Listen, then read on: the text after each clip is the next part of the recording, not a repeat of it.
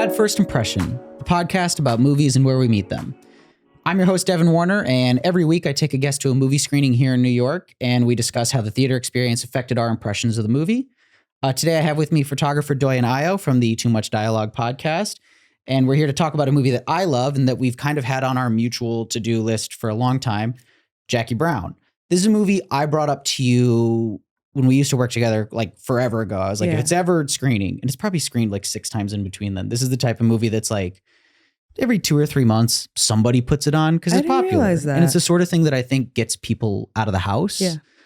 I don't know. What's your first thought when I like invited you to this movie specifically? Because I know we talked about it prior. But. Yeah, I was really impressed that you remembered that. Mm-hmm. And I was super excited because just like I said before, I've been wanting to see this movie. I don't know for a very long time. For some reason, I would avoid it whenever I did see it, like on Netflix or something. It's long.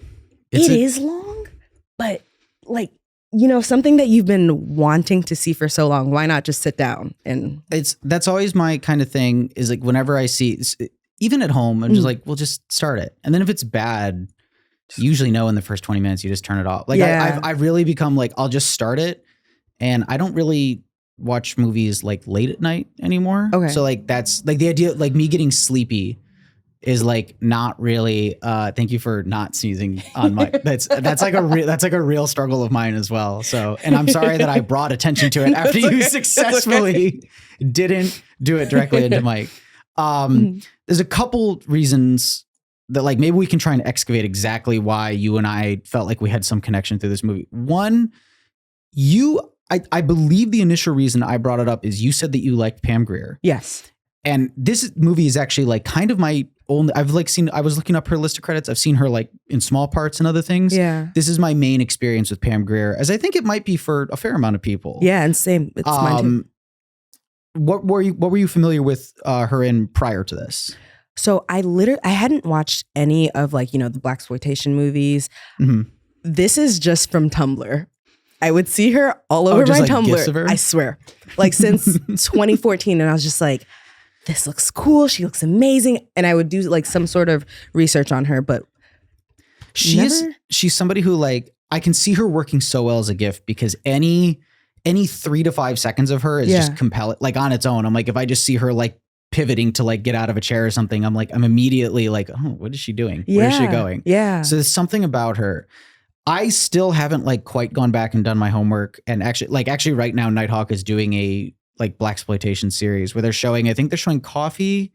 And I think that, I forget what her other big one is right now. We gotta go. If we're available, then let's absolutely go back and do it. We got to do that. Yeah. Yeah, cool. I'd love to go do, blaxploitation is something I like. I weirdly only know through pastiche. Okay. And then kind of like imitation, like stuff like Jackie Brown, honestly, where it's like, this hasn't really been a popular genre for 20, 30 years at this point. Mm-hmm. So we're just going to try and like bring it back. Like I remember, I watched Undercover Brother a million times as a kid. Never watched You've never watched Undercover Brother? Watched it. I don't feel totally confident saying this because I haven't. This is something I discussed on a previous episode with Brittany Mitchell, who you know, is the idea of these kind of like DVD classics that are movies that like, they kind of don't exist for most people. Like, do you know what Undercover Brother is when I mention it to you? It's okay if you don't. That's what I'm saying is I'm like, it's a movie that like has kind of been memory hold. Okay. But because my parents picked it up in a DVD bargain bin or something, it's a big deal to me. Okay. Cause I had it on a DVD. So I've watched it 10 billion times because it was just around. Yeah. For me, that's kind of like a DVD classic of like one that like nobody else cares about or really knows that much about. Yeah. I think that movie's really fun, but it is weird that it's parodying something that I have no familiarity or like working knowledge of. You know what I mean? I mostly like this movie might actually be like the closest to, and like it's a huge blind spot for me, I admit. This might be the closest to an actual blaxploitation movie that I've seen, which is like really embarrassing because this is not directed by a black person. And there are a lot of issues around like, should this movie have been made by the person it was made by? How authentic can it be just because it stars black people in it? And that stuff we can kind of get into later. I wanted to touch on one other thing in terms of like why we had a like kind of mutual discussion about this movie. Now, something that you said that like, you say things that are like, they're like very sticky in my brain, but I have to, I have to bring this one up. I don't think we were actually talking about Jackie Brown because I don't think you knew that this actor was in this movie. No, but we might have been like, we might have been talking about Heat. Weirdly, I think somebody where we used to work had just seen it. Okay, and you were like, "Oh, who's in it?" And I was like, "Oh, it's Pacino and De Niro." And you go, "Oh, my boyfriend's in that." Oh yeah, I love Robert De Niro, guys. It's disgusting. Popular opinion. I think there's nothing wrong with that. It's just the way you're like, you immediately like, oh, my boyfriend. Oh, that's what he was doing that week. He was busy filming Heat. I forgot. No one can convince me that he's not my boyfriend. And I'm really confused. It's just like, and then I told you, I think actually at the time, I don't think I told you that De Niro was in Jackie Brown. Like these were two totally separate conversations. Yeah. It's Robert De Niro's my boyfriend. Yeah. And oh, you like Pam Grier? We should watch Jackie Brown together sometime. The reason why this movie is screening in this particular instance, because kind of in anticipation and then correct prediction of his nomination for Killers of the Flower Moon. Right. Robert De Niro, they're doing a big retrospective of like all his big movies, some of his lesser known movies at the Nighthawk right now. And Jackie Brown, I think this is the only one I have caught. I think it's close to being over, so it might be the only one I catch right now. Mm-hmm. Did you go to any others in the series? I think I got to see The Fan. Yeah. That was like one of the lesser known ones, right? I don't know. What is the deal with The Fan? I don't know what's up with that. So Robert De Niro is acting alongside Wesley Snipes, and Wesley is playing this baseball player that De Niro is, let me not say he's obsessed with him, but he's just obsessed with baseball in general. Something happens. He starts stalking him. He kind of saves his son, even though like he was literally watching as everything was happening. He saves his son from drowning. He didn't like trigger the drowning. Like he didn't cause the events that led up. Okay. Exactly. But he was there close by watching, and he ran over, saved him. Eventually Wesley's character invited him over.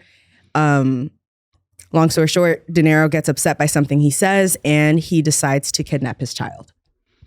Like, because he feels that his fandom wasn't sufficiently rewarded. Yes, exactly. That he needs to, like, he was entitled to more appreciation for it, basically. Yeah. Would you like me to go in more detail? Because I forgot one part. You can. I just want to ask, like, basic tone of this. Yeah. It's like silly, right? Like they know that it's not too self-serious, or is this like a thriller? I think okay, so it is a thriller. But the editing was silly. Okay. Yeah. Okay. If you watch it, you're going to be laughing. Is it like really choppy? A little bit, and just dramatic more than anything. Just really, really dramatic. Like melodramatic almost, right? Like soap opera-y? Yeah. Okay. Like why would you guys do that? I can get on this thing's wavelength then. So I'm sorry, you were going to go into further detail about, I guess we're spoiling The Fan. No, this is not an episode about The Fan, but we're going to talk about it anyway. Be okay, guys. Anyway, don't worry. So I forgot to mention that at some point, Wesley is like this big shot baseball player. He wants to wear his number. Honestly, I was 30 minutes late, so I did miss some parts. Okay. But that was a horrible thing to admit. Well, you should admit it.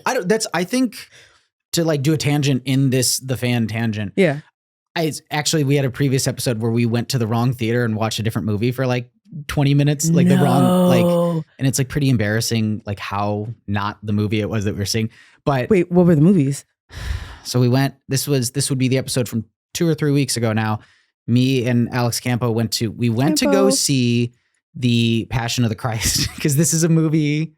Because it's a movie that we both have kind of like I think a lot of people who are raised in Christian households might have like a weird association with. Absolutely. And so we're like, maybe this is a bit of a reclamation thing. Maybe we go like interact with this thing that we've kind of avoided for a long time. Okay. We went to the wrong auditorium and we watched a silent French film from 1926 for 15 minutes before I was like, this doesn't look like torture porn to me. So was it good? I thought it was okay. Okay. Campo had no patience for it. He's like, what is this arty bullshit? Yeah. I don't want anything to do with this. I can see Campo. And like, to my mild defense, before I get us back on track to the thing that we can eventually then get fully back on track to, but to my mild defense, there was supposed to be like a pre-show of like accompanying stuff to go with Passion of the Christ. Okay. Now they did say those things would be cartoons, so I was like, maybe they're throwing in something else. Yeah. You know, I don't know. Yeah. So we missed like the arrest of Jesus. So, but we still had like my larger point to tie this back in. You can totally get the full experience of the thing, and then part of your interpretation that time is like, I always say, I'm like, were you tired when you went into the thing? Were you hungry? Like what you bring to the movie matters as much as what's actually in it. Right. Because that will help your perspective be that much more unique. That is true. And then back to the fan, which you showed up to 30 minutes late. Yes. I'm sorry that I'm embarrassed by it. But I keep like I'm like, oh, you sneeze. Right. Oh, you walk into movies late. Like I keep Devin likes to embarrass me, guys. It's fine. Okay. Anyway, yes. The fan. Yes. You were going to go further into detail. Yes. Just Wesley wanted to wear his number. There's another character there. Ooh, I wish I remember his name. I can look it up. Yes, you should. I was going to say he's the main character in No Country. We've got, just looking at the cast for the fan, we've got Benicio del Toro, John Leguizamo, Patty D'Arbanville, Ellen Barkin, Charles Hallahan, Brandon Hammond. Can we see a photo? If I can see a photo, better be able to. Of who? Let's see here. If you just go to Google, sometimes they'll. I see. Okay. Yeah. This is really the fan, and then cast. The fan cast. Yeah. I just realized that might be kind of hard to like fan casting. There's you. Let's see. Jack Black is apparently in this film. Did not see him in this. Let's see. Show more. Yeah. Any of these looking familiar to you? Brad William Henke, R.I.P. Keep going. Don S. Davis, R.I.P. There's a lot of dead people in this movie. Yeah. Directed by a dead person. Trent Reznor is apparently in this movie. Let's check the IMDb. Okay, we're gonna check the IMDb. We are we're so this far is now off. an episode. This is now an episode on the fan. So let's go to IMDb. We're gonna find out who the person. What does he do in the movie again? He's playing another baseball star, and he's wearing number 11, which is Wesley Snipes' lucky number. It's not Leguizamo, is it? It's not. Okay. We're gonna find at this point now Juan Primo. Does that sound like maybe a yes, him. It's okay, so it is Benicio. Okay, cool. Perfect. Okay, so we found it. Anyway, nothing. He wanted to wear Wesley's number. He was wearing Wesley's number. He was. Yes. Okay. And Wesley's trying to get him to give it back so that way, he felt like he wasn't playing well. He wasn't playing well. Anyway, long story short, De Niro's character was like, I can help him. I can help him solve this problem. He ends up killing him. Oh, okay. Wesley feels horrible, but now he's playing a lot better. And all De Niro is looking for is a thank you. Like, I did that for you. So this is almost like a Fatal Attraction sort of thing. Yeah. Where he's like, why aren't you grateful? For what I did? Yes. Okay. And the whole time, he even after he kidnapped his kid and everything, he's just like, why can't you just say thank you? Like, I did something for you. Just say thank you. Pay attention to me. Let me ask you this. Is Wesley Snipes' vibe like, I'm not even going to say thank you to you because like what you did is so awful. I don't think he realizes it at first. Okay. So like, he's like, I mean, to be fair, I don't know if someone killed someone for me unsolicited, right? Like he didn't say like, it would be great if this guy got killed. Nope. Nothing like that. Yeah. I don't think I would like it. I don't think I'd like that person.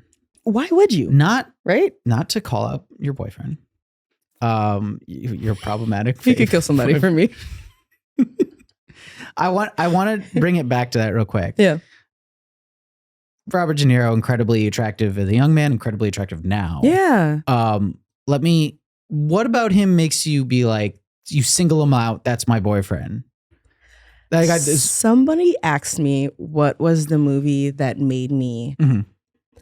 I don't like saying this because it sounds really crazy, but I want you guys to understand I didn't really understand what was happening. Mm-hmm. Cape Fear. Okay. Yeah. Classic. Does he not look good? He's a handsome man in it. Amazing. That's what I'm saying. So I saw that and I was like, this guy's. It is a little weird to you to watch Cape Fear and have your, like, I'm not saying that's not a true thing about him in that movie, but for your main takeaway to be like hot. This guy's. Exactly. It's a little problematic. I don't know why. That's how I felt. Well, he's not a real guy. Yeah. It's okay to be like, he's hot. And they're like, look at all this. Like, well. He was a little scary though. Yeah. Also, okay. Very. Whatever. Yeah. So is that the first De Niro movie you saw? Mm-hmm. How long ago was this? Ooh, I was 4 years old. Imagine. It was a DVD classic for you. Your parents bought it. And you're just like, we just always had Cape Fear on. And my taste developed around that guy. No. I think that was in high school. Okay. That was in high school, maybe like freshman year. Okay. So this is your very first time seeing him like in a movie? No. Now that I'm thinking about it too, there was a movie with Diane Keaton. Is that her name? Maybe. Describe the movie. I believe it's called It's Complicated. And they play divorced parents. You're right. Right. And Susan Sarandon plays Meryl Streep, Alec Baldwin, Steve Martin. I don't think De Niro is in this one. It's not. Oh God. It's something like it. It's like, is it like it's sitcom titles are so annoying because they're like, she's not that into you. I'm like, I can't stop. I can't. I think it's the comedian Connor Ratliff is like the best one is called like Maybe Kinda Sorta is like the best name for a rom-com. Honestly, it is. I'm gonna pull up Robert De Niro's like acting credits here, and we won't stop for a second comb through. Yes. Of a thing, but we'll kind of like maybe we'll like refer to it here and there. Okay. And if we find out what movie he was in with maybe Susan Sarandon and Diane Keaton, we will do that. I don't. Yeah. Oh wow. Look at this picture of him from 1990. He's so like, cute. It's upsetting how good looking. You know what I mean? Yeah. I'm like, save. Have you seen photos of him in the 70s? Like, I'm trying to think of which 70s movie. Oh well, I have his filmography pulled up. Godfather, Taxi Driver, Mean Streets. Yeah. Like, so like I've seen him. I haven't seen like photos of him just like being a dude in the 70s. Right. Do you spend time looking these up? Yes, guys, back in my Tumblr days. Okay. So, you said that, like, is he also like a Tumblr guy for you? Was like De Niro showing up on your Tumblr? He was like a lot. Okay. Yeah. I don't know why. I think he's just someone that everybody admires, right? Mm-hmm. So I think that like it would be a really tough, because like everybody has different opinions on like different movies, different actors stuff. Yeah. It would be a really, really tough sell for someone to be like, Robert De Niro is not a good actor. That's what I'm saying. You could be like, he's given bad performance, he's been in bad movies. Sure, yeah. Well, what great actor hasn't? Right. I actually weirdly like, embarrassingly, like going back to things I had on DVD, watched so many times. The movie of his I've probably seen him in the most is Meet the Fockers. Good like, enough. Because I just like, it was just there. Yeah. And I think my little sister had a fixation with it. Yeah.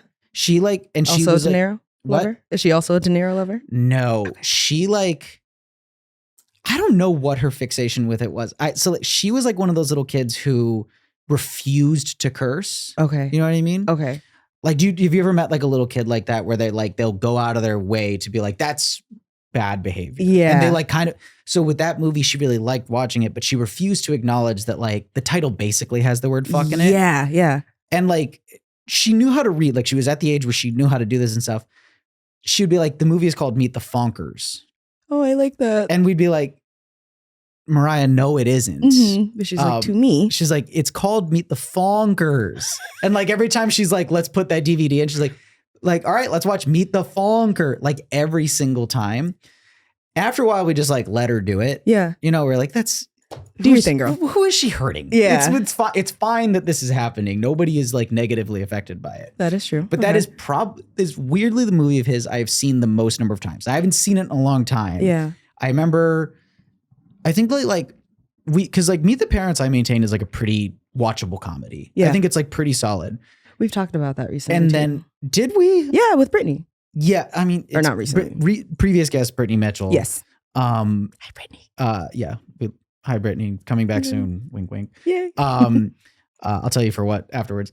But she was like always kind of like the common link in talking about these types of movies. Yeah. Is these ones that I'm like, they're not all bad. There's good stuff in them. Right. They're not really worth doing deep dives on. No, but it is interesting to get someone. Interesting to talk about. Yeah. Well, the one she came on for was like, I can't believe somebody was showing this. We went and saw Little Man together, the Wayans Brothers movie. No, you where guys like, didn't. It's like it was on 35 millimeter and everything. Where did you guys watch the Roxy Cinema? You ever been down? No, I haven't. Yeah, downtown. It's a single auditorium theater in the basement of the hotel of the Roxy. They have really fun programming. I'll show you their website afterwards. Yeah. I'm going there. They're showing Star 80 in a week or two. But like, yeah, they do a lot of like fun kind of, they did like a whole Wayans Brothers thing. So they showed that. They showed White Chicks. Where are you finding all these things? So like, what I often like say is like, how did this start? Yeah. Is I go to like movies most nights of the week. Okay. And I started like finding these indie theaters here in the city, and producer of this podcast, Lily Steinberg, was like, you want to go to too many of these. I can't keep going to them, because she was like, it's 9:30 on a Tuesday night and it's an hour and a half away from our house to get. I'm like, you need to like stop doing this. So I'm like, okay, if I turn it into a job, then it's okay that I go do it. Honestly, genius. So, and then I'm like, and if you don't want to go with, that's fine. I've got tons of other friends I can go with. Yeah. You don't need to come with. Yeah. And she's like, you know what? Honestly, great. That's fine. But yeah. Shout out to Lily. Shout out to Lily. But they like, I originally pitched, or I will like sit whenever I have like 20, 30 minutes, and we had a job with a lot of downtime previous to this. Yeah. So I'm like, I got like 20 minutes where no one's going to ask me to do anything. So I would just like pull up my laptop, be like Metrograph, Roxy, IFC Center, Anthology Film Archives, Film Forum. And I would just like go to their website and like, what are they playing in the next 2 weeks? Yeah. And I've always been like a physical calendar person. Like I keep one. So I pull it out and I'm like, what am I doing 2 Tuesdays from now? Do that. That's smart. Yeah. Yeah. And I'll just like, and like I used to text Lily and be like, what do you think about this? She was like, I think you're crazy and should stop texting me about this. I think that you know the answer before you even text me. Yeah. And maybe you should find a different outlet for this. But like, that's how I just find out about these things, is that I check them multiple times a week on a sometimes daily basis. Okay. And that's how I found out. I actually originally pitched when I asked Brittany to come do that. They were doing one night, it was like back to back, a double feature of Little Man and White Chicks. And she's like, I got like immediately as soon as I went into the show, I got a dose of, that's too much. Okay. You shouldn't like, she's like, I will do one. Yeah. And you can pick one. Yeah. And this is my availability. I'm not doing both of them. I like you. I'm not doing all that. Okay. And we went to Little Man and I was like, that was enough. I don't need a dose of White Chicks on top of Little Man. You know what I mean? I'm good with that. And I also have a better memory of White Chicks than Little Man. What about for you? Me, White Chicks, I think, is one that I've seen on cable a billion times. Okay. Little Man is one we had a DVD of. Oh, okay. I think I have a bunch of younger siblings, and I think for them, it was like, obviously there's not actually a kid in that movie. Yeah. But I think in that like kind of like kid brain logic way that you're like, well, he's playing a kid. So there's a kid in that movie. So it's for me. And that movie is like really terrible for kids. Like children like shouldn't be.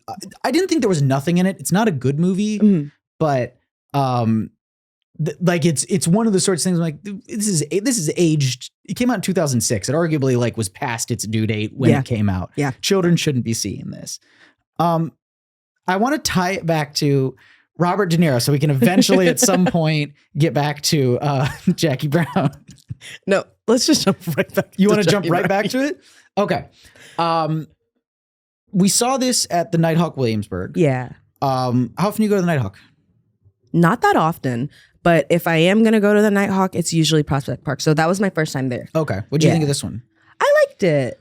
I think I might be biased and like the Prospect Park one just a little bit more, but they show more stuff and they have like, it's a bigger theater. I think it's like the original one that they have there. Okay. I actually probably agree with you that I prefer even though like, because I live in Astoria, getting to Prospect Park is a pain in the ass. I can imagine. Williamsburg is a lot easier of a sell for me, but I agree with you that like, and we like on the the show, I've been at the Nighthawk definitely way more than any other theater because they have a pretty eclectic gathering of like different types of stuff that they show. Yeah. Basically, like they show trashy stuff like The Fan. Yeah. And then they show, but like they do it without any like pretension about it. And like what I love about going to is that it's not that you can usually rely on like not all the showings have this vibe that everyone is there to make fun of it.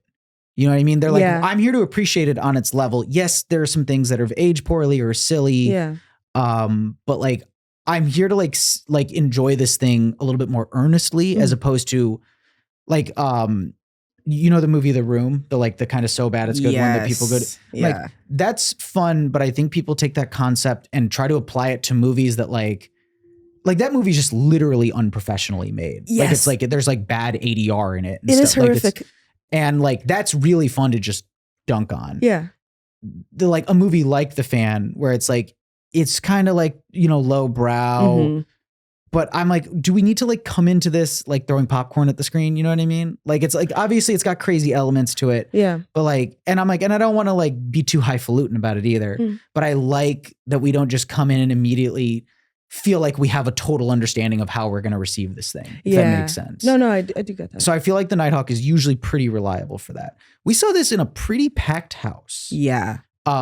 Which I wasn't super surprised by. This is a popular movie. I mean, it's a Tarantino movie that like, he's kind of like one of those guys that like when you're getting into film, he's one of the directors that like people of our generation, the generation before us are told like, you know, this is one of your guys who's like within your age cohort. Yeah. So I think he's like, you know, he's like a starting point for a lot of people. And he is a really great director. He's an excellent director. Yeah. Even though he comes with a lot of baggage. A lot. This movie I think is like, I didn't do like the full divulgent. I think this movie represents like the big schism between him and Spike Lee. I don't think they were ever friends, but I think this is the one where he's like, I really fucking don't like you, man. Oh. Like I don't think he was happy with him after Pulp Fiction. I think this is the one that really pissed Spike off. Okay. Wow. Yeah, I mean, I think that's like something I wanted to once we got more into like the movie itself. Yeah. But like, yeah, there is like an element of like kind of like a culture vulture aspect to this, you know? Yeah. I don't know. Do you want to speak on that? Yeah, I was going to say, remember when, after we got out the movie, I was saying that I was surprised at how much I actually enjoyed it and how much I enjoyed the Jackie Brown character. Cause I was really, really nervous. What? Sorry. I was just thinking about, anyway. With a white man.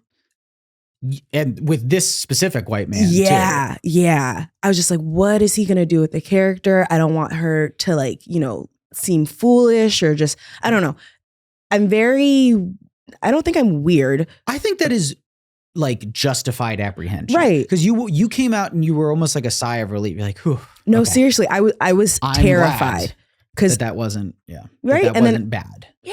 And then also like, I've been waiting for so long to watch this movie. I really couldn't have been let down like that. Yeah. I think that would have like, I think you would have been like, maybe we don't do the episode. Maybe we just, maybe we just had a fun time with friends. That's what we did. Wouldn't have had anything good to say. I agree with you that like, there's some really justified apprehension coming into this because like, I'll get more into differences with the book as we go on. But like, so the Jackie Brown's character, the book is called Rum Punch. It's been sitting on my shelf for a long time. I have this old copy from the 90s that I love really cool. I finally was like, sure, I'll pick it up and read it. The character is not black. Right. She's named Jackie Burke. Okay. She's like, there's less of an emphasis on her kind of being like just past middle-aged like she is in the movie. Yeah. And she's, I would argue like a less important character. Like she's still one of the, 4, most important characters in the book. Right. But she wasn't the main character. She's just not in as much of it as she is in the movie. Okay. So like a real conscious effort was made to shape this book around the character. Yeah.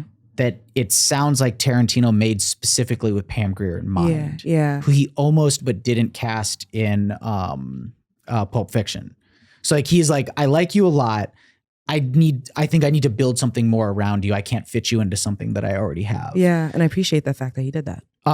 Yeah, because I think this is a fantastic vehicle for her. She like really rises to it, and like that's the thing is that like it's that sort of thing that like this is a rare occasion where I've seen the movie a couple times and then I went back and read the book. That's usually not the case. Okay, they'll like the thing is they do that thing where they like, you know, her like white skin looked good in the sun. Like they'll describe it, and I'm like, I'm just gonna ignore that. And because I like when I'm reading it, I'm now I'm not picturing Pam Grier over it the whole time. I'm like, I can't. I'm sorry. I'm not just like, because the way they describe her, I'm like, well, no, Bridget Fonda is like, she's the white woman in this movie. Right. Okay. I just kind of couldn't like totally go back to that version. And Elmore Leonard didn't have a problem with it. Like, cause Tarantino changes a fair amount. Yeah. And he shows him the script and he's like, it's your movie. Yeah. You know, do what you feel like you need to. You're not beholden to it this just because I did it this way. Right. So he was happy with it as well. That's really good. That's not easy. He seems like a pretty chill guy. Yeah. But so what did you think of we had sorry, you look like you got Oh no, I'm giggly. Keep going. Okay, that's fine. Yeah. It's okay. It's fine to giggle and sneeze and show up 30 minutes late. I hate Devin. I keep bringing it up over and over and over again. So we had a pretty full house. What did you think of like the audience and the audience reaction? Did they laugh at the moments you kind of expected them to? Were they like, they were a pretty engaged crowd overall. Yeah, they were. I think everyone's laughing at points that I expected them to be laughing. I don't know that anyone was laughing at anything where you were like upset by it. Yeah. Or I found always what love are you to guys like doing? Be like, there are sometimes we were watching it, especially with an older movie or a movie that like has aspects where it hasn't aged super well. Yeah. And you're like, there is 5% of your brain that's like, everyone here better be on good behavior. Oh yes. And that is exactly how I felt in the movie. I'm looking at all of you. Yep. And then like when something like that happens where like maybe when the movie came out, you were expecting it to be a laugh moment. Yeah. And then nobody laughs. You're like, all right, we've all been good here. We can continue watching the movie now. Because everybody was good. Yeah. Well, I'm not going to go up and stop the projectionist, so we're going to keep going. Yeah, this was a pretty smart crowd who seemed to know how to enjoy the parts of it that work. Yeah, and kind of just bypass the parts that didn't. I think this is a good movie to be like. We can talk about intentionality, but I think overall I would call this a pretty well-intentioned movie. I think so. Even if it makes missteps, and I think the audience was willing to meet it at that place. Yeah. Do you feel like that we had a mixed crowd? Mixed in what sense? Racially. To be totally honest, I didn't get a like comprehensive look at the whole room. Yeah. From like our immediate vicinity, it looked like it was mostly white dudes. Yeah. Which I wasn't super surprised about because it's a Tarantino movie. Yeah, same. I don't know. What was your perception of it? Like everybody in the theater? Like just of like whatever section of it that you saw, did it look like a diverse crowd to you, I guess? I think afterwards I spotted, because, you know, I'm going to spot all the POCs. Ooh, I'm sorry. It was mainly white guys for sure. I think that's the majority of the crowd. Yeah. And I'm like, you know, you're allowed to see a movie. Yeah. To be clear, it's not like because like we were talking about seeing a blaxploitation movie. I wouldn't like have to like put a hood over my face to go see no, coffee. That would be weird. I guess, can we cut all that out? Really? Cut out all my ums, please. Oh no, it's fine. Yep. I'm like a and awing. Like people are probably mad at me right now because I'm doing it repeatedly. It's so hard not to do sometimes. Okay, basically, I think we had a great crowd. Yeah. I like the way that everybody responded to what we were seeing on screen, and I don't feel like anybody was laughing or being inappropriate. Mm-hmm. About certain things, but I also don't feel like there was too much, you know, or enough for anyone to really have an inappropriate reaction. I know what you mean, because it's like you've seen Pulp Fiction, right? Yeah. So Pulp Fiction has the completely superfluous scene where Tarantino is in the movie and just says the N-word like fucking 50 times over and over and over and over again. And you can tell the way the movie is framing at you, that's supposed to be really funny to you. That's like what the movie wants you to think of that. Right. There is nothing like that. Certainly that blatant in Jackie Brown. Yeah. Nothing that I've noticed. Yeah. Yeah. So I don't know. Like, I think you're right.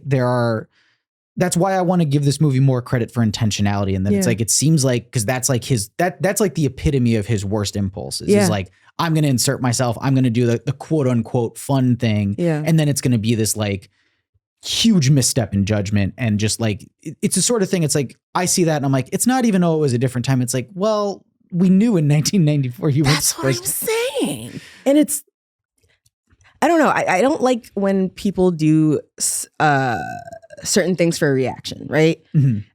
Don't do that. Don't make a mockery. At that point, it's like,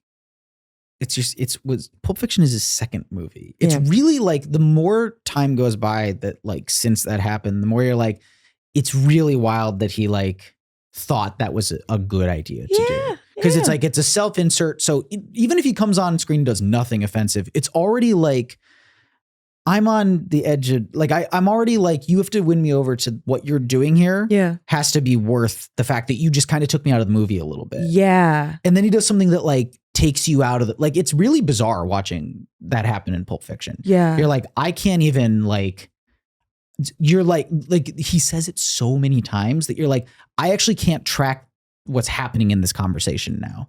Like, it just feels like you're doing it to do it. It's not even like I'm taken out of like suspension of disbelief. I'm taken out of, I don't understand the logic of the dialogue being exchanged. Yeah. All this to say, he seems to be on pretty good behavior with this script. Yeah. There's nothing in Jackie Brown, nothing that I can like remember. You said you watched it again last night, right? Yeah. On second viewing, there's nothing that like, there's nothing in there that makes me think, like this was like a really like bad idea. This really shouldn't be in there. I don't know. Is there anything like that stuck out to you on rewatch? No, I was trying to see if there was anything. Mm-hmm. I didn't notice anything. I also feel like that doesn't mean that there aren't people who... It's a long movie. It's comprehensive and different people are going to react to it different ways. Yeah, or it's exactly. not comprehensive and people are going to react to it in different ways. Yes. Yeah. Yes. But yeah. I don't know. There are lines that are like, you could call them like racy, I guess. Mm-hmm. But many of them are like, especially with the Robert Forster character. I really liked him. He's fantastic. Yeah. It's a real bummer he's the only Oscar nomination this movie has, because he is great and he deserves it. Like, that's the thing, is that like the fact that Pam Grier didn't get nominated doesn't change the fact that I'm like, Robert Forster would probably be on my 5 that year. Yeah. He's really good. I do have a problem with Pam not getting I agree with you. I have a problem with that. I'm just like, it's a bummer that like he's the only nomination that gets in, because I'm like, I would have just loved both. But like now, because it's just him, I'm like, it's always going to have that asterisk of like Pam didn't get in. Yeah. But there's and why? I don't know. We can go over the Oscars for that year, like who got in. That's the Titanic year. But Kate Winslet didn't even win. Helen Hunt in As Good as It Gets wins, and I don't. Never seen it. It's fine. It's like after James L. Brooks made Broadcast News, I would argue he really never makes a good movie again.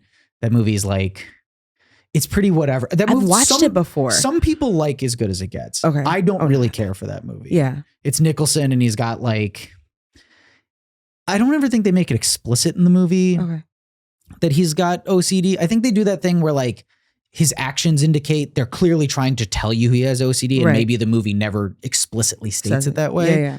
I think it's a pretty lame performance. Honestly, I really don't care much for that movie. So you don't recommend it?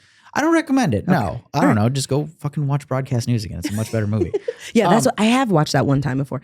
Broadcast News is great. Yeah. So that's my take on my Jackie Brown episode, is you should go watch Broadcast News. Imagine. No, but he's got these lines that are like technically like, they would be weird if somebody said them to you in person. They're kind of cute in context of the movie. Okay. So like, what is it? When they're at Jackie's apartment, you can tell after he's picked her up at jail, he basically immediately has a crush on her. I was like, and it's like the music. Well, let me bring this up now. Do you think they have chemistry? Do you think he is do you think he is hot or sexy or makes sense with her? Because like, that's the thing is like, first of all, I would argue that's the crux of the movie. Yeah. Does that work for you? Does that relationship? I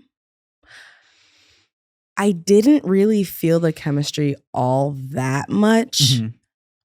And I guess that makes me wonder what was going on set. But I also feel like this could just be me, but I probably would have put Robert De Niro in that. I mean, so we can talk about like the various like the way that they fit in here. Mm-hmm. I would actually argue, because in the book they have like an ongoing sexual relationship. Like it's not this kind of like will they, won't they, and then there's just a kiss right at the, by the way, as always, we're spoiling the movie. I'm talking about it. I can't believe I'm giving this disclaimer 40 minutes into it. Don't be upset. But you guys should know. Like just the second after I spoiled the end of the movie, I'm telling you I'm going to spoil the end. I'm going to spoil more of the end of the movie, and I'm going to spoil the other things that happened leading up to it. So get over it. Nobody has ever actually gotten mad at me. I think people see they're like, oh, they're covering Jackie Brown. I should probably have seen that before I watch it. You would assume they would know that though. Nobody has ever yelled at me at it yet. Right now, this is all like me being Delulu. This is like an imagined like argument. Okay. They're like, someone will be like, you spoiled Jackie Brown for me. And I'm like, well, that's what the podcast is. And like, Yeah. So nobody has yelled at me yet. It's all in my head. Yeah, they're not going to. But Robert, every time I do that, and I'm like, hey, here's a way that I'm crazy.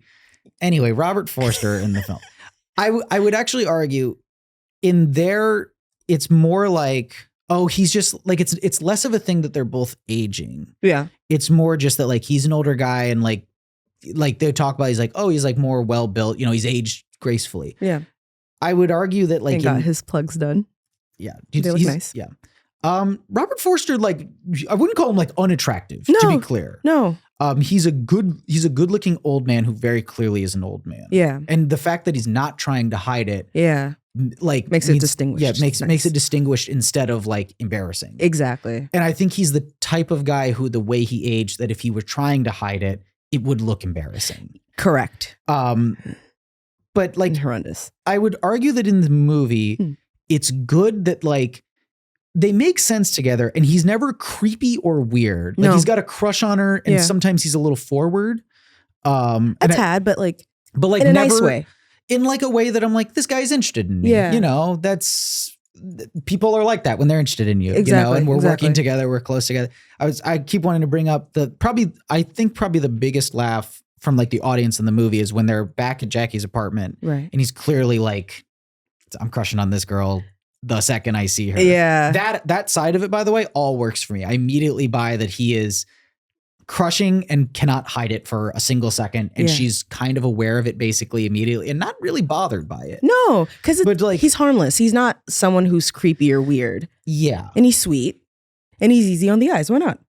I think that's what I'd come away with. I'm like, is he sexy or hot? I'm like, that's missing the point a little bit. Right. Because I don't think Jackie is necessarily looking for like super sexy or hot. She's looking for somebody who can be that circumstantially to her.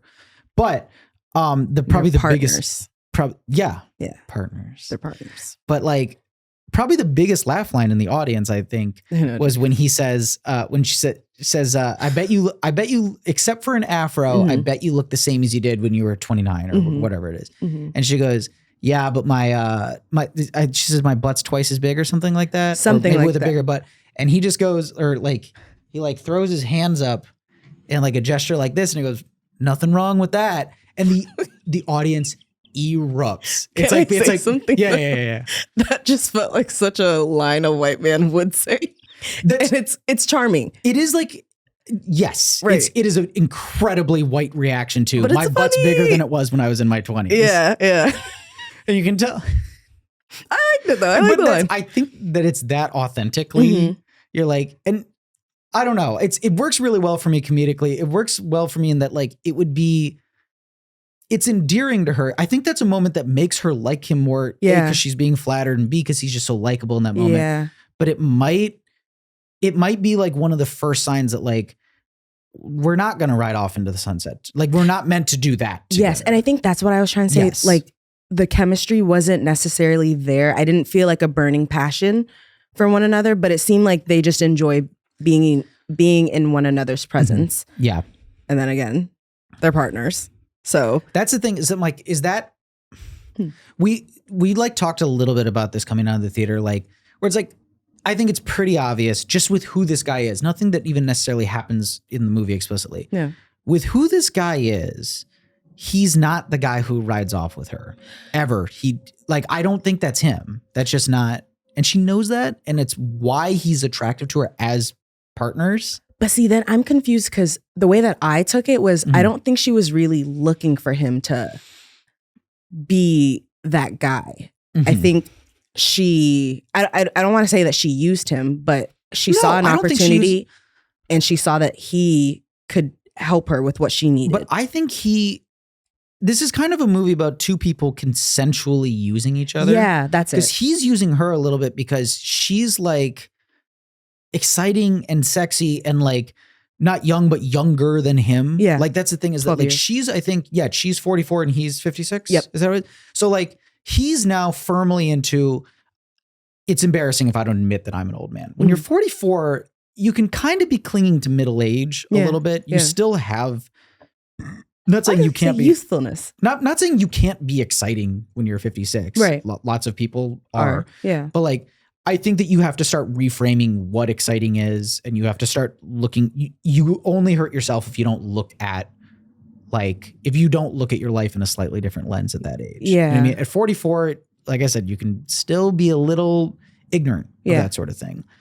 And I think that like, that's the stealthy thing is he recognizes that like, you're getting older and kind of grappling with that in the same way that I am, but we're at two such fundamentally different stages that maybe that's part of what makes them like long-term incompatible. Because they work really, that's the thing is they have this like fantastic working relationship. It's just so satisfying to watch them work in tandem with each other. Right. Like to like lie to the cops or like they just have this pattern that like it just makes sense back and forth. Right. I found a quote, I don't remember exactly, where Pam Grier was talking about like how making this movie was kind of like, there was a little bit of whiplash for her in terms of the actor she had to work with. Okay. So like Sam Jackson, who we haven't really brought up yet.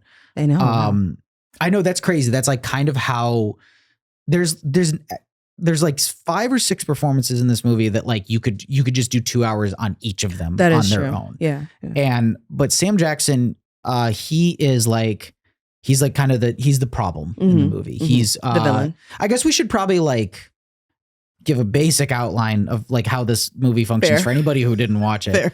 Jackie is a kind of money runner for Ordell, who's played by Sam Jackson, who I don't remember exactly how the switch goes, but she gets caught at the airport with $50,000. Yes, because Beaumont, Chris Tucker's in like a fantastic one scene performance. Yeah, I was so happy to see him and see him that young. I forgot he was in it. I knew he was, and then you see like Chris Tucker as Beaumont. I'm like, okay, love that. Yeah, it was really cute. But he, you might remember the specifics of the plot better than me. But the cops, one of whom is Michael Keaton, in like the most coked up, the most ridiculous. There's this shot of him like in the police station.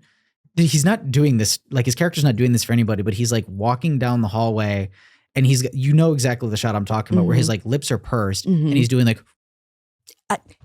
He looks like a coked up cop from the 90s. Like he's really fun. Yeah, he is fun. Yeah. But I was going to call him intense, but I feel like that's not like a. I mean, he's not like a guy who I'm like, oh, chill, a normal guy who won't do anything weird at all. Yeah. But he's one of the cops who catches her. Yeah. They kind of make a deal saying like, basically you give us Ordell and we won't take you to jail. In jail over this. At the same time, Beaumont has been arrested. Sam Jackson knows that he's probably going to go to jail and he will probably talk to avoid going to jail. Yeah. So he goes and kills Beaumont in like the funniest creepiest fucking murder scene. I'm like, the second you show he's like getting the trunk, I'm like, why would you possibly? I knew it was gonna happen. I got sad. I was kind of sad. Yeah. What he does, he goes to Beaumont's apartment and he says, "Hey, I need you. I just paid your bail. You need to do me a favor now. We're gonna go like get the jump on this guy. So what's gonna happen is we're gonna go. I'm gonna park somewhere. I'm gonna pop the hood. You're gonna jump out with a gun. Yeah. And he's like, I don't want. He eventually just like guilts him. He's like, well, hey man, like I paid for you. Yeah. Like, you owe me this. And then there's a really, really funny like crane shot where he just drives around to a parking lot, like not even a full city block away, immediately opens it. You hear Chris Tucker screaming and there's just a gunshot and he just walks away from the car. Yeah. And that's it. So he's killed him. I'm trying to remember like all the specifics of like exactly the order that this plays it. Cause I'm like, I feel weirdly, there's a lot of plot here, but I'm like kind of like, I'm just kind of like vibing out with it. You know what I mean? The order that things happen in is like less, at least to me, how I'm watching, I'm like, I'm not as concerned with like, did that switch happen there? I'm just like, you know, I don't know. I don't know how you feel if you are like differently about how like plot machinations work within a movie. I am. Yeah. Okay. Yeah. Sometimes I think maybe I hold on a little too tight sometimes, but for this, I feel like it was seamless. It made sense to me as the whole, like having read the book and like the scheme of the thing plays out similarly. There's eventually like a switch with money, where she's basically trying to convince the cops that she's playing Ordell, convince Ordell that she's playing the cops. Meanwhile, her and Max have a separate scheme to basically walk off with all the money. Yes. That plays out pretty similarly in the book. Okay. So I was like, as I was reading, I was like, this all makes sense. I'm not there. I don't have any logic problems with it. Yeah. You say you sometimes are more concerned with that. Yeah. And you were pretty happy with the way it was done in this movie. Yeah. Yeah. Easy to follow. There wasn't anything where I was like, the consistency is awful. So that's well done. Yes. Continue though. I think that's basically it, right? Like that she gets into a position where she's like, to avoid going to jail, I have to help the cops. To avoid being killed, I have to help Ordell. Yeah. And Max, who she just runs into this guy who has a huge crush on her at the exact right time. He bailed her out. He bails her out. Yeah. Immediate. What were you gonna say? Oh, sorry. And I was gonna say, and Max helps her figure out that Beaumont was the one that got her in trouble, right?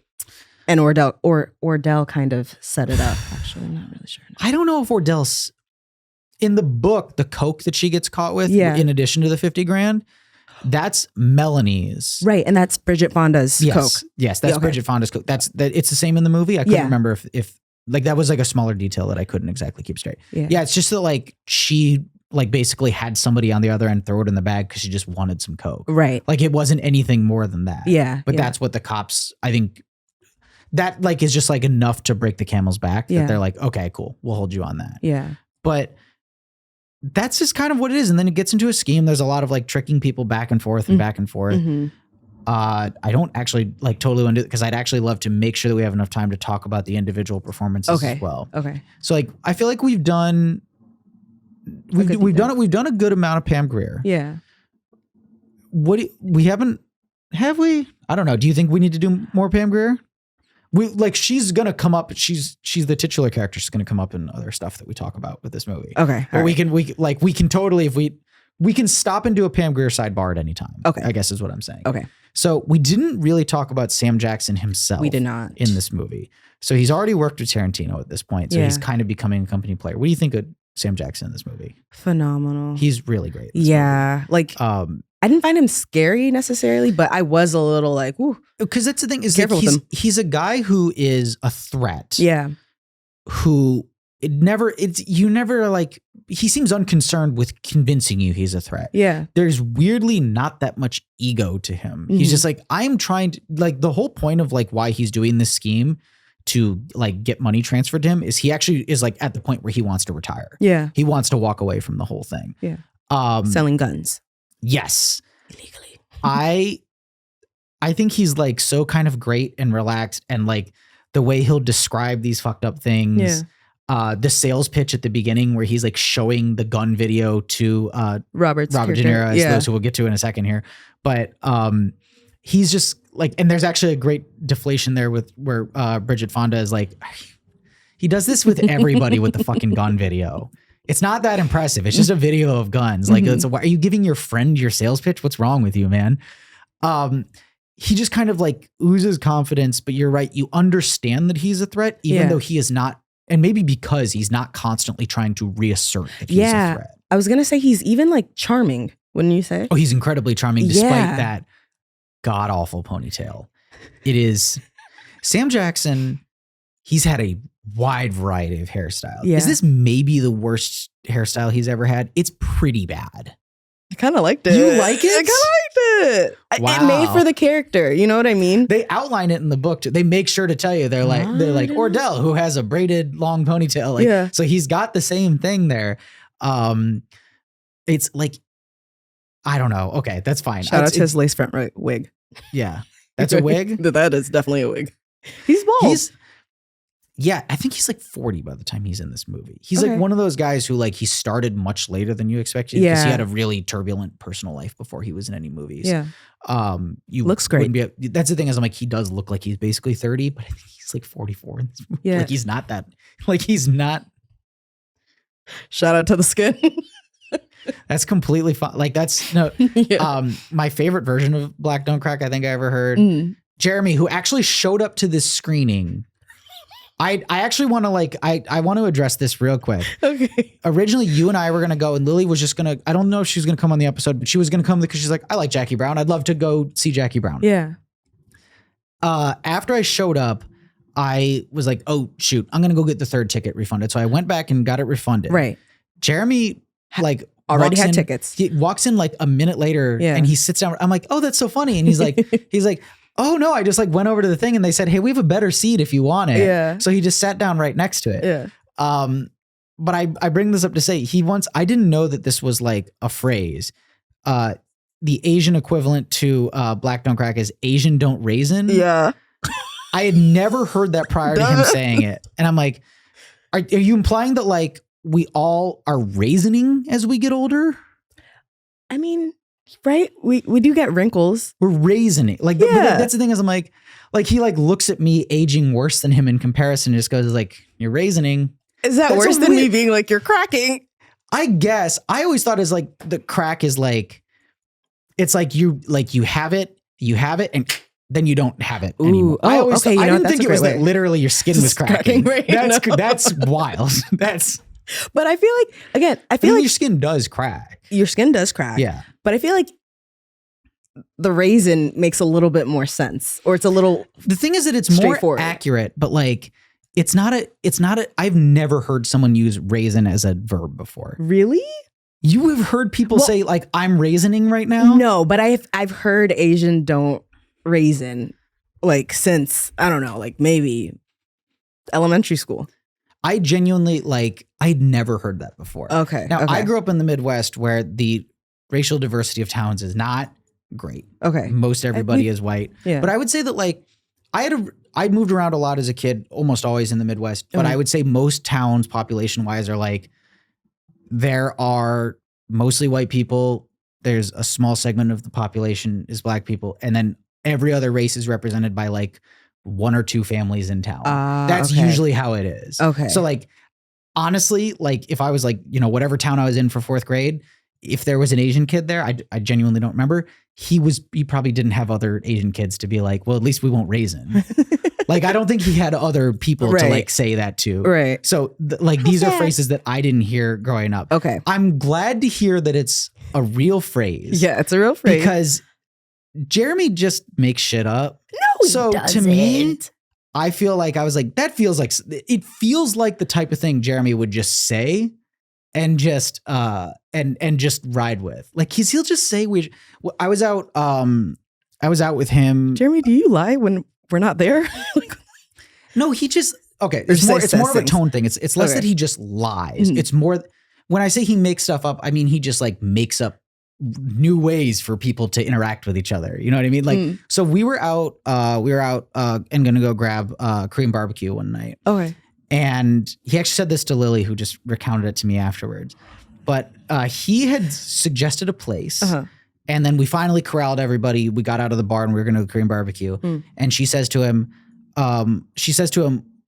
I think you were actually there earlier in the night. I'm pretty sure you just left earlier. Okay. But I think it was like, I don't need to list everybody who was there. Right. But so she's like, what was the name of the place again? I just want to make sure we're walking in the right direction. People are drunk, and he says to her, oh, don't ask me, I'm a himbo. Like, that's a thing. I'm not saying himbos are not a thing. Okay. I'm saying the idea that he suggested a restaurant and then later was like, I don't remember the name of the restaurant. I'm a himbo. I can't remember restaurant names for more than 2 minutes. The thing though is I don't think he's joking when he does that. Jeremy is just, you're a funny guy. I'm not, shout out Jeremy. Yeah. I'm not saying that like it's bad. Yeah, no. I'm not insulting him. No. I just think that's an interesting way to speak about the fact that like, because like the way I would say is like, oh shit, I forgot. I'm gonna Google it real quick. Now Jeremy's way is more entertaining because we just made a story out of the fact that he just called himself a himbo because he forgot the name of a Korean barbecue place. A thing that himbos are famously always known doing. For, Yeah. We were talking about Ordell. We love the sidebars. Keep going. Okay, Ordell. Mm-hmm. Ordell, do we have any other thoughts about Sam Jackson? I don't have any other thoughts about this aside from the fact that like he is a good, reliable threat and he keeps the plot moving because I'm like, I understand why he's got everybody else on the ropes. I'm not really, there's no point where he's not doing his job because he truly is like, his character doesn't have much of an arc. He starts off wanting to retire. He ends up shot. Yeah. And you're like, well, I understand doing the things that you did while you ended the movie, shot on the floor. Yeah. Let's talk a little bit about Robert Forster now. Okay. Who we kind of talked in conjunction with Jackie. What do you think of this performance like in isolation on its own? Phenomenal. I think it's really great. Yeah. I think he's like, you really sell him like like I said, he exists in that liminal space between like, she's not going to write him off as a romantic prospect, as a professional partner, but he's also, I was going to say, I don't feel like she's like, she really sees him as a romantic partner though. I think that she has to, they're flirting. I think that in the first couple, she does flirt back, but like in a non-committal way. Yeah. But I think what she's doing in those early scenes, the first couple ones, is she's feeling out like, is this my thing? Yeah. Maybe. Okay. I feel like to her, she's open to the idea, but she's not totally sold on it. She's like, I don't know, maybe he's cute in his way. Yeah. I don't know. I'm enjoying him. He's got a good job. Yeah. Like I really do think that it's kind of that aspect. And she's also, it speaks more to her conflict that's going on, which is like, I'm 40. What am I going to do with my life? I'm 44 years old and I don't know what I'm doing 2 weeks from today. Right. Yeah. But I feel like once she had the plan, she was ready. Like she knew what she was going to do. And I think cutting out after that this. Speaks to the ending where at the end of the day, they kiss and I actually want to talk about the kiss specifically here in a second because I want to know what your thoughts on it. But like they kiss, he gets a phone call from somebody who like needs a bail bond. Right. And she tells him, you have a business to run. And she walks out the door and she kind of rides off into the sunset while Across 110th Street plays. But also like continuing with that, he's still on the phone as she's like driving away. Yeah. And he tells them that he needs a second. And we see him just like go walk towards the back of his business. What did you take from that? Because I didn't understand it. So I can tell you one thing for sure that happened. The book ends on she's standing by a car. Yeah. And she's like, why don't you come with me? And that's how it ends. Is like it's left totally open-ended. Like literally like he could be like, I can't, or maybe I will. Yeah. He kind of walks off a little bit. I think he's like, because you're right. He says, excuse me, I need a moment. Yeah. After she's like, she's gone. Gone. Yeah. She's like, gone. Like she's off to the airport. There's no calling her anymore. Right. I think that he knows that. Like, I don't think he's in denial of it. Okay. I don't think he's about to like go chase after her or anything. If that's but what it does look like me. He's thinking about it. That's what I was taking. He's, I think, fighting the urge. Okay. Because this is kind of a movie a little bit about knowing yourself, knowing the life, not necessarily that you want to live, but that like you can reasonably expect yourself to live even. You know what I mean? Yeah. Like knowing what are the basic things that are always going to be true about me? Right. What are things that have to be present in my life because of who and what I am? Yeah. I think Max, as tired and like, there's more in the book where like he's got this like ex-wife who's like sleeping with a much younger man. Oh, wow. And there's like all this like extra stress going on in his life. And you're like, I get why this guy is fucking burnt out on this business. I mean, even in the movie, you don't need all that extra context to understand. Like, I get why someone would get tired of this. It's depressing. Yeah. And quite but I think that's the thing is he realizes like for better or worse in today when Jackie leaves worse, this is who and what I am. And these are the things that have to be in my life because this is how I've lived it up to this point. And this is who I am. Yeah. And Jackie, I think like the conclusion she comes to is like that she can't be in place for like that's what she learns is that she kind of can't really commit. I don't know. How did you read that? Is it like she's like because her plans are like, I'm just going to Paris. I'm going to like, I forget all the places she has to go, but they're just travel plans. They're not. No, Barcelona. Oh, Barcelona. Thank you. Yeah. But they're just travel plans. They're not like, they're not a way to live a life. Right. You know, she is like describing going on the run. Yeah. And she'll just move on to whatever the next job is. Yeah. I don't know. Did you take that any different way? Or what did you feel about Robert Forster walking to the back? I think that's what I was trying to get at. I was kind of confused because to me, it looked like he was at least contemplating like, maybe I should do something a little different. Yeah. You know, he goes back, you see him put his hand on his face and you don't even really see it. You see it from the back. Yeah. And then we're kind of just like, it cuts from him and goes straight to Jackie. Well, I don't know what I took from it. Genuinely, I was confused. I think that might be intentional. Yeah. You know, that you're like, he's sitting there in that moment. What does he want to do? What he wants to do is get in his car and catch it. Like that's, I think that's pretty unambiguous. That's what he wants to do. And I think he's sitting. I think he's sitting there weighing how much he wants to do it versus trying to acknowledge and give space for what he needs in his life. Jackie is really exciting. Yeah. And she's sexy and they have compatibility. Yeah. You know, I think they do have charisma with each other, even if it's not romantic charisma, which I think like that's honestly up to interpretation. I think that like she's open to it and he's very clearly smitten with her. Yeah. But if somebody said like, I just don't see it, I'm like, there are factors where I get what you mean. Yeah. I don't know. Oh yeah. No, it was like what I was saying before. It wasn't like a burning, like passionate, whatever. It felt like these two make sense. Yeah, exactly. And almost like a great pairing for like a friendship. But I do see the romantic aspect. I think the kiss was great. I think that gave me a little bit more chemistry. I love when they kiss. Yeah.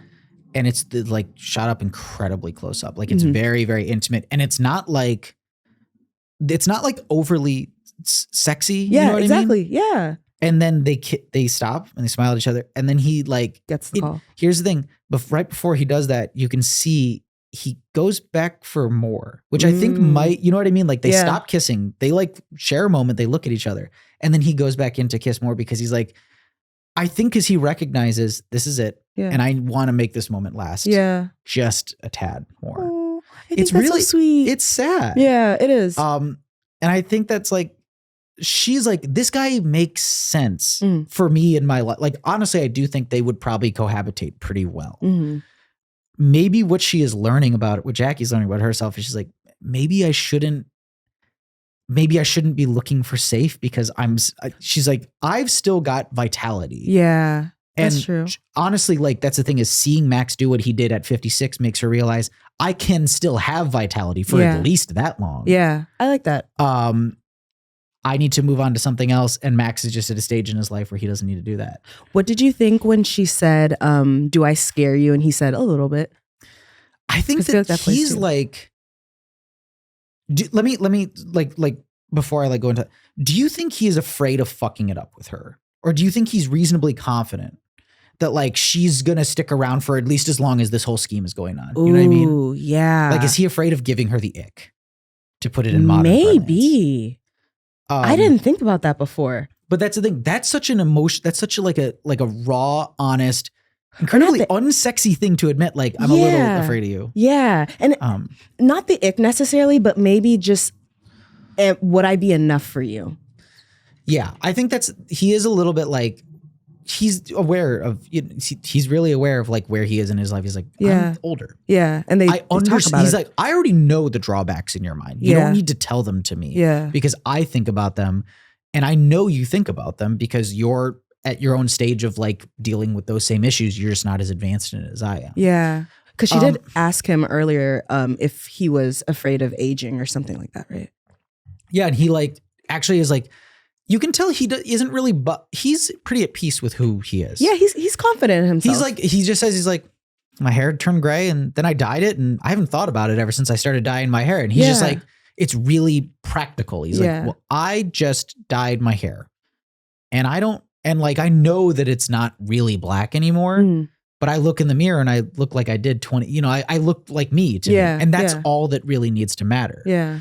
I think it's phenomenal. Like I said earlier, I think it's a real shame that nomination is kind of tainted by the fact that Pam Grier wasn't also nominated. Yeah. I don't think it should take away from the accomplishment of it. I understand completely why that's as frustrating a thing as it is. Yeah. You know, to actually run down, I just want to say the best leading actress that year, Helen Hunt wins for As Good as It Gets. Helena Bonham Carter is nominated for Wings of the Dove. Julie Christie in Afterglow, Judi Dench in Mrs. Brown, and Kate Winslet in Titanic. I would say that most of these are movies and performances, aside from Kate Winslet and Titanic, the average person is not sitting around thinking about in the same way that like Jackie Brown is able to sell out. Yeah. You know, that is an a enormous theater in 2024. Yes. Yeah. That is an enormous blunder to not nominate that performance because the whole movie, like, he remade the story to focus around her so that she's central to it. Yeah. And you take it out and that movie immediately becomes like, if you push her back down to the level she is in the book, I think the movie becomes way less satisfying. Yeah. Because Jackie is, I think, she's the character who makes the most sense for everything to be like the perspective. Yeah. This is the person who is like having an internal challenge, kind of mirroring the events happening around her. Right. It's just a huge shame that like she wasn't recognized at the time, not just because of like representation, and like obviously there's a huge race bias like in the Oscars then and now. Yes, you know, like now the whole thing is they're like, get it together. Well, we can have one, you know, non-white nominee every year, you know, and like that's the thing is that like, there's that aspect of it too. But I think that like, if you want to even throw that aside, I think there's a reason enough. I'm like, you're not talking about those other performances that got nominated. Yeah. This is the one that matters to people. Yeah. This performance I watch now and I'm like, this matters to me, you know, like watching her performance in this. It matters to a lot of people. Yeah. Yeah. I want to touch on, because we've actually spent, aside from talking about, we have talked about De Niro in basically everything but this movie. Yeah. Don't know how we've done that. I adore this performance. He plays Lewis, the guy who gets out of jail. He's kind of lost it. He doesn't have it anymore. Yeah. He just kind of like, before anything goes out, he looks like he's sitting around waiting to die. The second you see him, you know what I mean? You're not wrong. He's just like, I am done. I have to do a scheme. All right. My friend yesterday was calling him we've never seen him in a character where he's just kind of dumb a little bit. I think it's not necessarily that he's dumb, although he does plenty of dumb things in this movie. Yeah, does dumb things. It's more that he has totally lost it. He has got no edge left to him anymore. He just like whatever, he's in the joint for 4 years. Being in jail totally ruined any like ability he had to be useful. That is almost true. It seems like That's like the only time he seems even vaguely happy is when like Simone is giving him that dance. When Simone is giving him the dance, where he's like, that was fucking great. She did the Delphonics. It was awesome. I loved it. Shout out. No, Supremes. Yeah, I'm sorry. The Delphonics, I think, is playing in the car with Jackie and Robert Forster. Yes. Yeah. Yeah, she does the Supremes. There's actually like this like really funny exchange. I wish I had bookmarked it, where that same thing happens. Ordell sends him to stay at Simone's house. And he's like, did she do Supremes? He goes, yeah. And then he lists like, oh, well, did she do that? She lists like 4 or 5 other Motown acts. Like, did he do that? And it's just like, Lewis going, yeah, that one was good too. And it's just so funny to me at highlight. Like, she knows like 10 different Supremes acts. Yeah. She does them all and they're all great. Yeah. That's the only time he seems even vaguely happy. Yeah. Is that he's like, somebody cooked me a meal and then danced the Supremes and then we had sex. And like that's and like, because he had to expend absolutely no effort on his part. Which is true. Yeah. And I think that's kind of what prison did to him is he's like, he gets there. I think he is the type of guy who probably resigned himself to like, look, being mad about this is not going to make this solve itself. Which is faster. True. Yeah. Yeah. So he kind of became a guy who just became reactive and sits around and doesn't really do anything anymore. Mm-hmm. I don't know. What other like notes did you find in this performance? This is a weird one for him. It is, because I don't feel like I have much to actually say about his performance. No, he's like... He was chill. Let me say this. Would you call him depressed? That's like, I don't really know where I come like down a functioning. Like a functioning depressed high functioning person. Yeah, I would actually.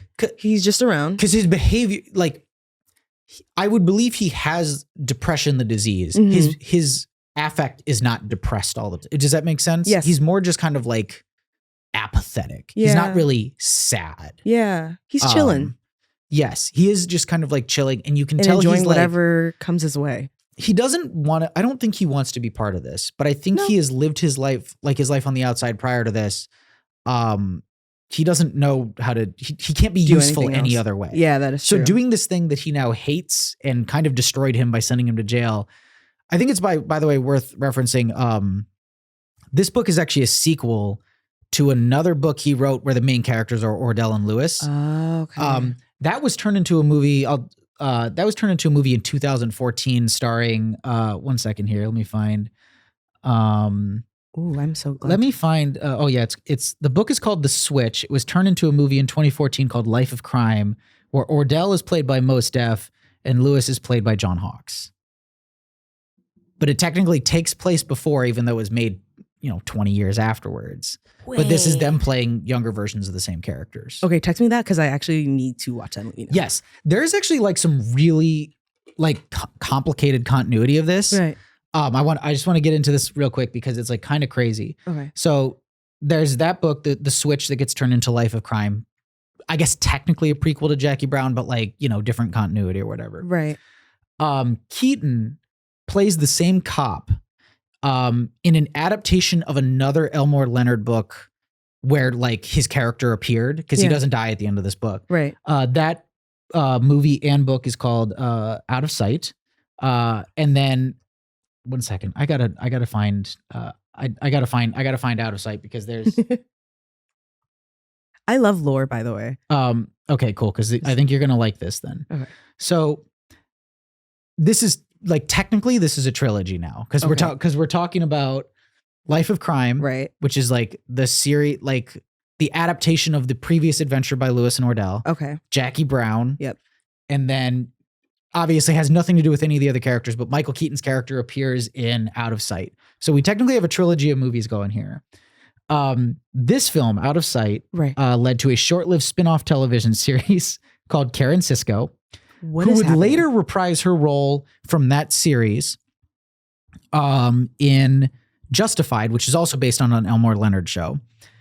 And then Paul Calderone, who's in Out of Sight, appeared in the sequel miniseries to Justified called City Primeval that came out last year. And there's so much to watch. Okay, keep going. I know. And to actually tie that all back, an episode of City Primeval was directed by the same director who made a movie that is much discussed on this podcast, Guess Who?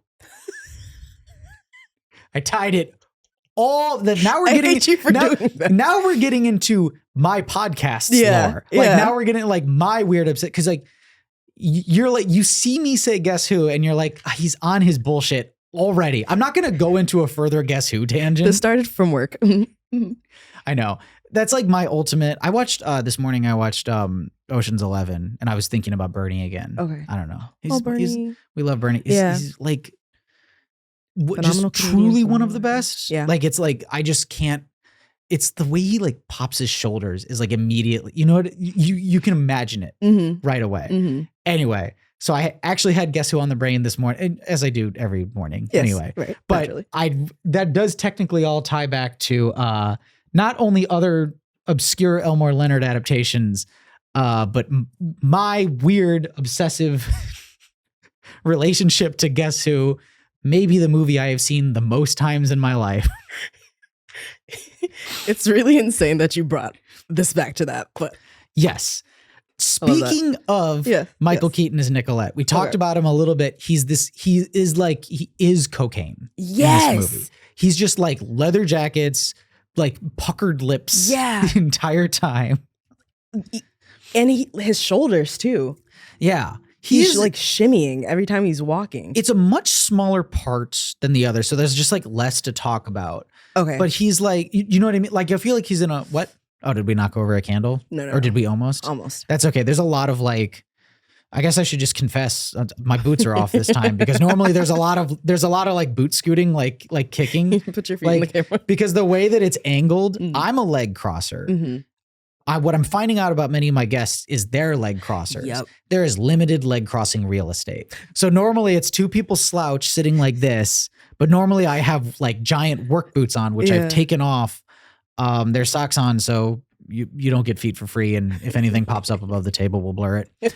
But yeah, I'm constantly doing that. I don't even remember what I was talking about. Michael Keaton. Yes. I don't know how that led into boot scooting. It's all right. But he's really good. This is like a firmly supporting part. I think I'm like, I don't think it's like there's a lot less to talk about. Yeah, he was entertaining to watch though. He's really entertaining. I'm really glad he's there. Yeah. Because he brings that like the fact that the cops are so obsessively going after her. Yeah. You see him like, oh, he's doing this because like he thinks he's Miami Vice. Yeah. You know, like he's got this like this like way too, the 90s version of being too online is like being too obsessed with like, you know, movies and TV. Oh, okay. Yeah. I like that. Where he's like, I've seen cops on TV.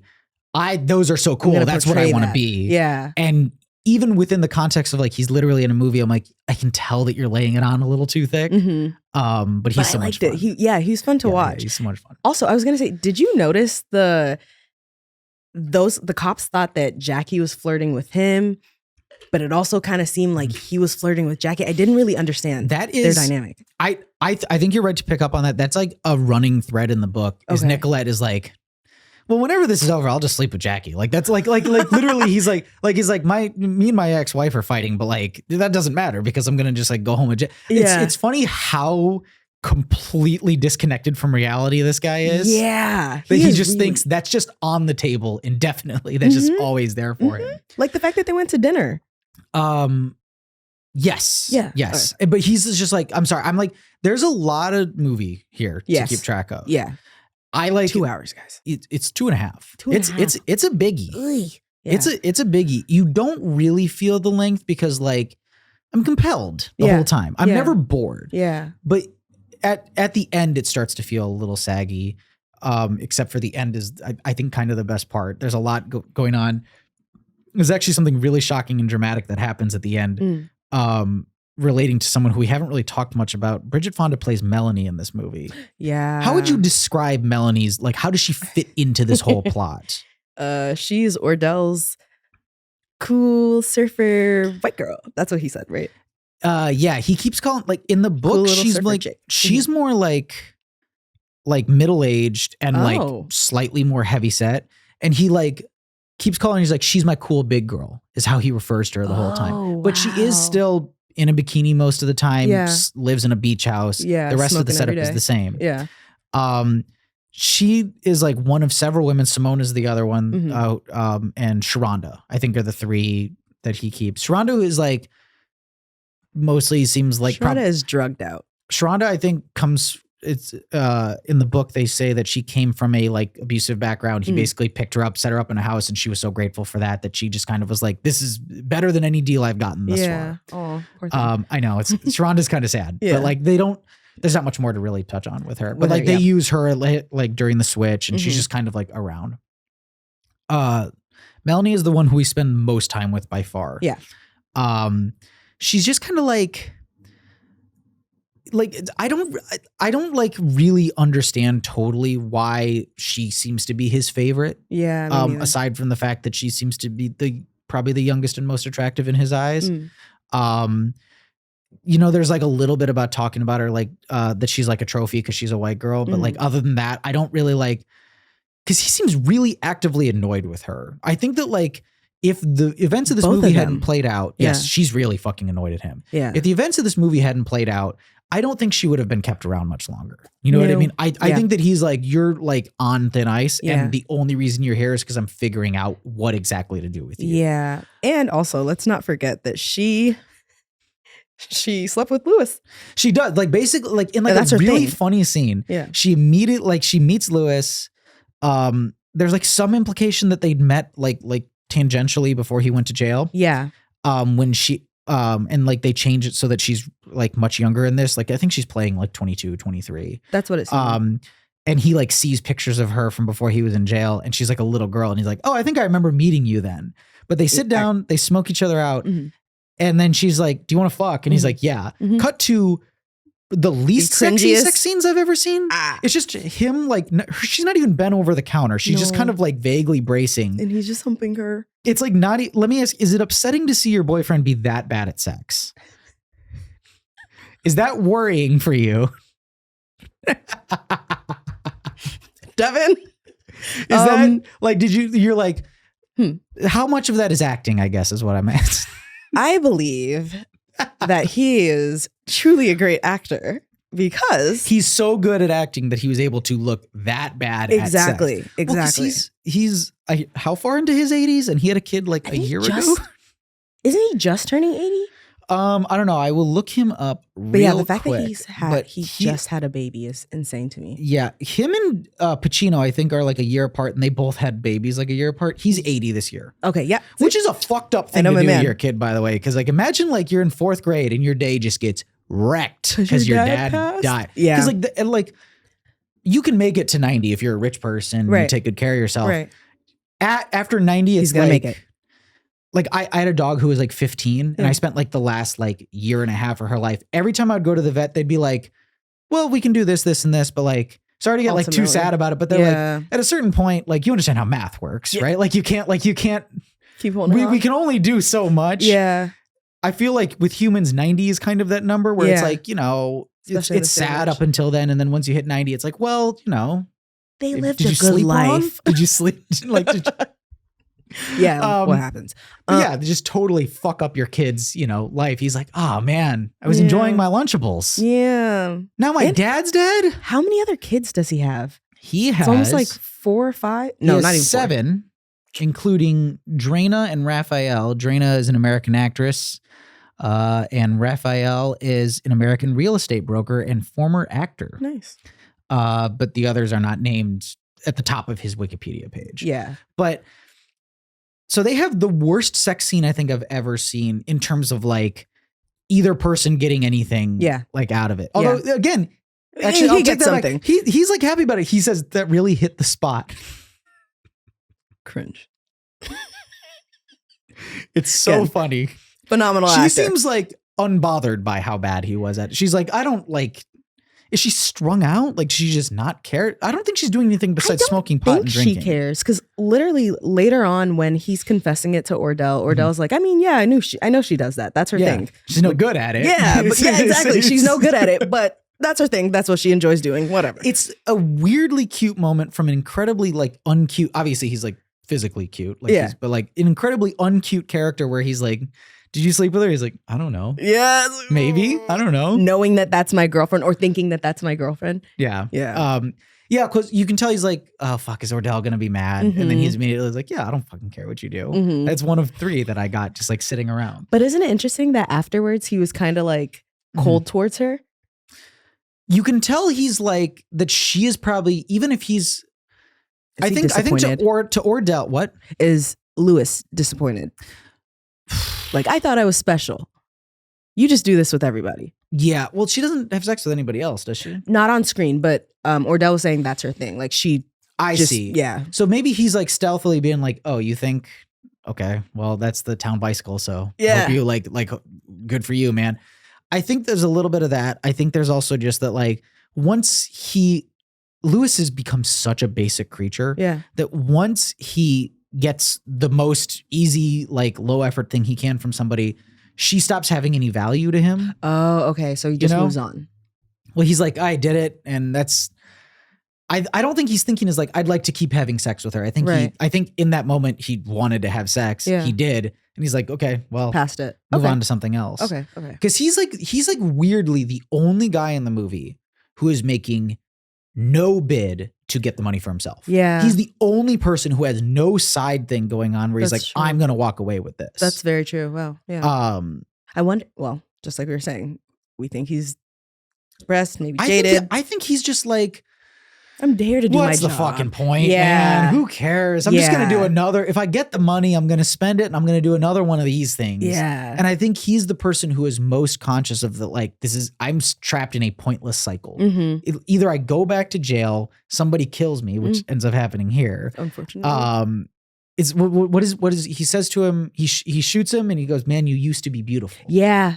Is a great line. Yeah. I love it. He's like, but you can tell Ordell is saying that in terms of you used to be beautiful because of what you used to be able to provide for me. Yeah, of course. You now have no utility. So it doesn't matter that like you're the only person I'm really friends with in this story. Mm-hmm. You know, there was a whole like back when I was most deaf, we were friends and like, you know, so I don't know. I think it's a great performance by De Niro. I couldn't find any of this stuff now. Okay.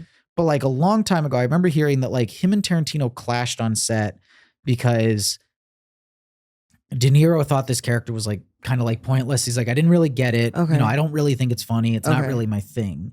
He's played other criminals, obviously. Right. I don't think he's ever really played anybody quite exactly like Lewis. No, I don't think he has either. No. And that's what made it interesting to watch. But I kind of understand where he's coming from. Yeah. Because again, for me, his character in this movie isn't that memorable, minus being my husband. Yes. You got married in this podcast? Yes. You moved from boyfriend to husband? I don't know how you missed it. Literally just happened to me. You didn't see it? No, I didn't see it. He had to go. You going... Should I put like wedding bells over this section? Absolutely. We'll put like a little like an email Evite like frame around the outside of what's going on here. Please do. Ding dong ding. He proposed and everything. But he came in. Robert De Niro, current Oscar nominee, like also winner, but like current Oscar nominee, incumbent. You think he's gonna win this year? That's the whole reason that this movie was even showing, because he was probably going to get nominated and then he was. He's not my personal pick my favorite supporting didn't get nominated, but of the nominees. Who's your favorite? Charles Melton in May, December. Charles Melton is you can phenomenal. Be my new boyfriend, actually. Charles, you're cheating on your husband with Charles Melton? Shh, it's okay. We'll have to cut this segment out. It's fine. This is Infidelity Corner, where we talk about who we're cheating on with our delusional spouses. He says delusional, but it's real, guys. Look it up. Charles was great. I think he might like stealthily be my like overall performance of the year. Fair. I fucking love him in that. But of the nominees, Sterling K. Brown is my pick. Yeah. Okay. I haven't watched American Fiction yet. You really get it's got its problems. Yeah. Like it's not a perfectly structured. I more mean I'm like, it's a tricky story to adapt, I guess is more what I'm saying. You know what I mean? Like, and it gets into, but like it is, I think, probably the most successful comedy I've seen all year. Like I laughed constantly. I saw it with a full crowd. Yeah. Everybody was loving it. It's really good. I really strongly recommend American Fiction to you and to anybody else who hasn't seen it. Yeah, my roommate and I are supposed to go see it. Yeah, you should go see it. It's good. Oh. Sterling K. Brown is kind of my pick, but like if they decided they're like, I mean, it's going to go to Robert Downey Jr., who like also is good, but is actually not even my pick. He was good enough. He's not even my pick for best supporting actor in that movie. Okay. Like in that movie, I would probably give it to Matt Damon. In Oppenheimer. Ooh. Or David Krumholtz. I will say that I found Matt Damon more entertaining to watch than Robert Downey Jr. You might still make the argument that Downey Jr. has the better performance of the two. Yes. It's an excellent performance, and I won't be mad when he inevitably wins. Okay. There's a outside non-zero chance that they give it as like a career achievement award to De Niro, and I'm like, that's a great performance too. We haven't really talked about Killers of the Flower Moon. I think you said you've seen it, right? I have. I feel like it would be kind of inappropriate. I don't know. To talk about Killers of the Flower Moon? No, for him to win. Oh, why? Why? I don't care for it. I don't. You don't like that performance? It's not that I didn't like it. I liked it because I hated him in the movie. And I hate that. Do you know William Hale? I read the book before I saw it, and the way the book frames it is like you spend a little bit more time liking him because the book structures it as like a bit of a whodunit. It doesn't like wait till the end to reveal it. Okay, but you don't know that Hale is doing this to them, right? Like you're in their perspective, which is Hale is their friend. Yeah, you know, like you're thinking that with them, so it makes the reveal all that much more powerful. Whereas the movie, I think, I don't know. Would you have preferred that for the movie?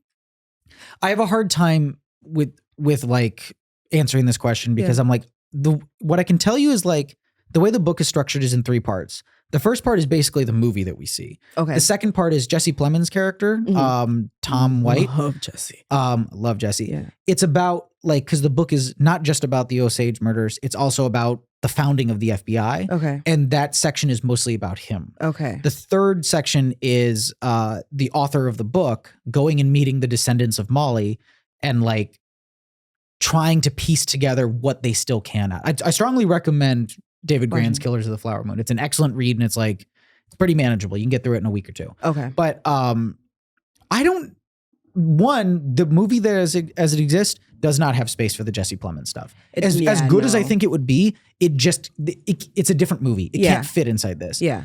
But I don't know. What were you gonna say? I was gonna say I wanted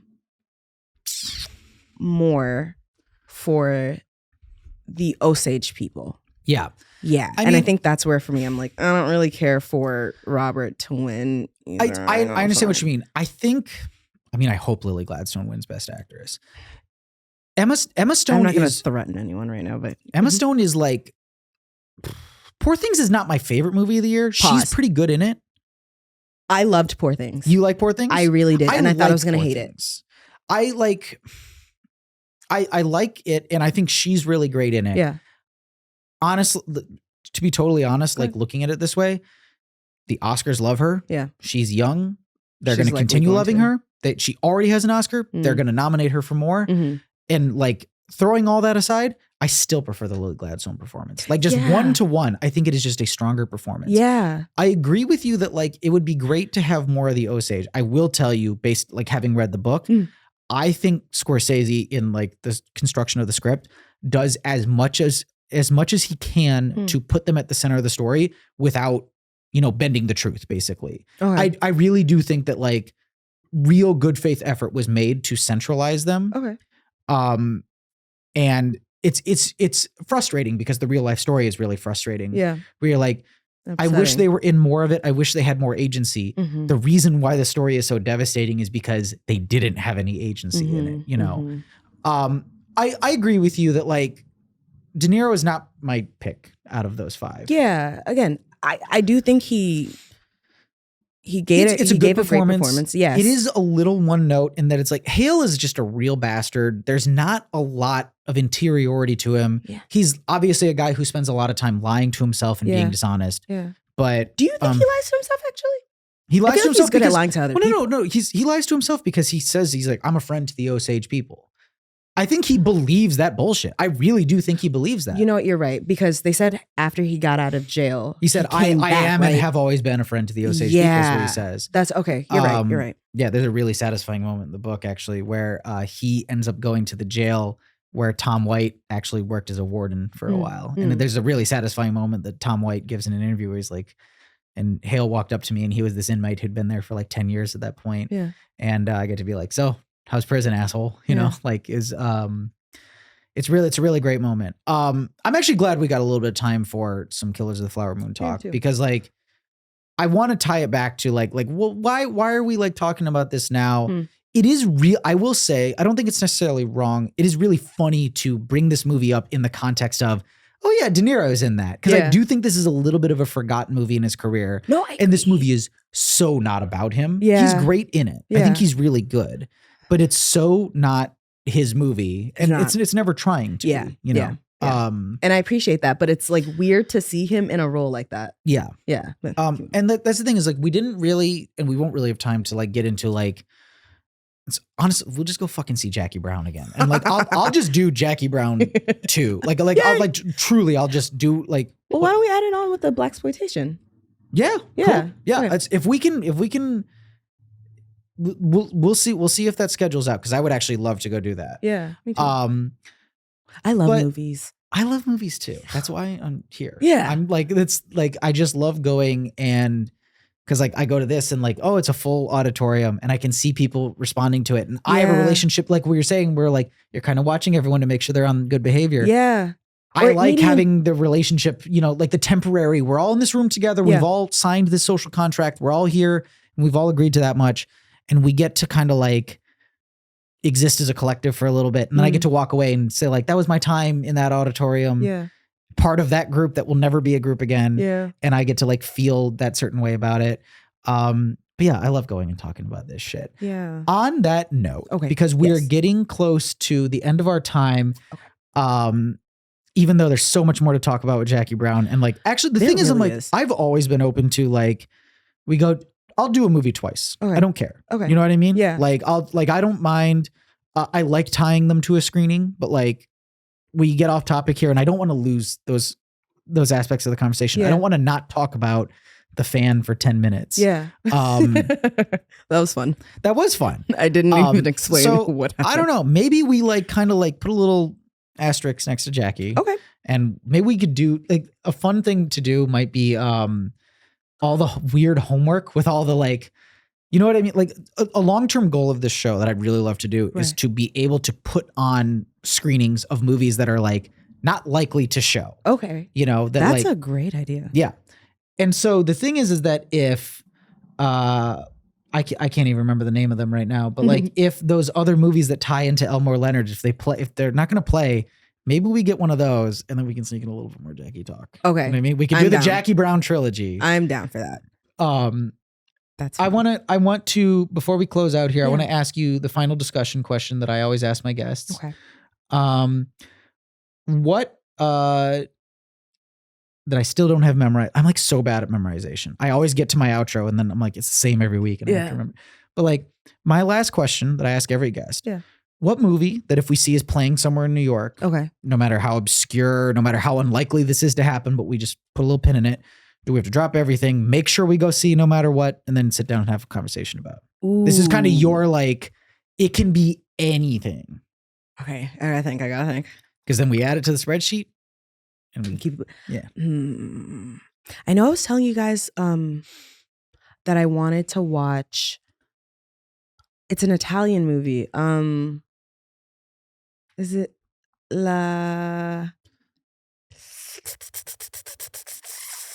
You found it before, actually. I'm on standby. Can you tell me some things about it? Someone who's in it. Is it an Italian horror? I believe it's like a romance movie. If you check up 9 or 9.5. 9.5? Yeah. Is it 9.5 weeks, maybe? No, just 8.5? 8.5. 8.5. That's it. Oh my gosh, guys. Sorry. I'm awful. What if I had gone the other? Is it 10.5? Is it 11.5? It's like, 8.5. I just gone the other direction. It's 8.5. If we find 8.5, I would love to sit down and do it 8.5. Because it relates. I think maybe my favorite movie of all time is All That Jazz, which is basically Bob Fosse's 8.5. Okay. So I would love to. That's actually probably the lens I would come at it through, I think. Wait, then that's interesting because I feel like there's an American remake with Daniel Day-Lewis of 8.5. I swear.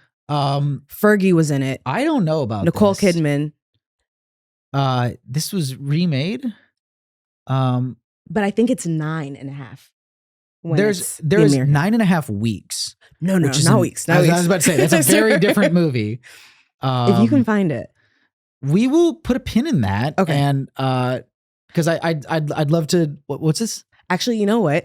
The genre, femme fatales. I want to watch. Fuck, we didn't talk about. No, it. It's okay. It's okay. Okay, but there's nothing I love more. So if we can find like Nikita or something, maybe. Yes, all of that. I would actually because like that's an area that like. I'd like have scratched the surface. I don't really know my way around that genre. I'd love an excuse to do a deep dive. Let's do it. You know what I mean? Let's do it. So femme fatale, because that's the other thing too, is like, you just be like, what kind of movies should I keep you in mind for? Yeah. Femme fatales, 8.5. Blaxploitations. We will keep them all on the docket. Yay! And look out for that coming up. Okay. Hopefully soon. Before I do my outro, do you have anything to plug? Yes, guys. I am a photographer. You can go to my photography Instagram, ddreamyphotos_. That is quite a lot, but we'll make sure we put in the description, and maybe we can see if we can get that at the bottom of the screen here during this. And I'm also on I'm also on my own podcast called Too Much Dialogue. We're just chatting the shit. It's really fun. I like it a lot because it has the kind of like sitting around just like shooting the shit energy here. Yeah. But like easy listen. Yeah. It is like literally you can just pull up with like any episode and like, which is kind of nuts because I feel like a lot of time you guys will start with like a news like item or something that happened recently. Yeah. And because it's usually more tangential, it makes it more timeless. You know what I mean? Like you can pull up something that was like 3 months ago and like have the same fun time with it now as you did then. Well, Devin, thank you. That was great. I know. I've listened to every episode of TMD. Sorry, I don't want to knock the mic. Oh my. There we go. Yes. There we go. Yes. You're the Third best. time? Thank you. Yeah. Yes. So check out Dreamy Photos. Yes. Check out Too Much Dialogue. TMD podcast. TMD podcast. We'll make sure we put all links to that. Anything else? That's it for now. Doyin, an absolute delight. This has been so much fun. I'm glad that we are able to finally what? I am supposed to take a photo of you. You're supposed to be a part of my series. So yes, look out for that too. So look out for that. Yeah, it's gonna be cool. Somewhere down the line. I just didn't know if we were announcing any of that just yet. Yeah. That's exciting because I haven't really done like a lot of like, I guess it'd be modeling, right? Yeah, it's modeling, and then I'm gonna ask you a question. Okay. A deeper question. I just want to record. We do I love asking questions. That's the whole point of what we're doing. Yeah, we love to talk. That's really exciting. I'm learning this for the first time on air. So this is exciting. Am I blushing? Yes, you are. Your face is like glowing now. I want to start thanking Lily Steinberg for producing the show, doing the demented promotional photos that we do for every episode, and managing social media. Thank you to Kristen Eng for our logo artwork. This has been Bad First Impression. You can find us on all social medias at BFI Pod. Please help the show by rating, reviewing, and following us on Apple Podcasts, Spotify, wherever else you get your podcasts. If you are watching this episode the night before it comes out as a podcast on YouTube, remember to like, comment, and subscribe to our channel. And then something I hear YouTubers say sometimes is hit the little bell. Yep. That's I fucked up. I did rate, review, and follow when talking about YouTube prior. Okay. Now I'm trying to get it right. Yeah. So it's keeping with this episode's tradition of rehashing mistakes that we made 1 second ago and bringing more attention to them than anyone ever would have paid. As we do. Remember to like, comment, and subscribe and hit the little bell. Yes. So we got that one twice.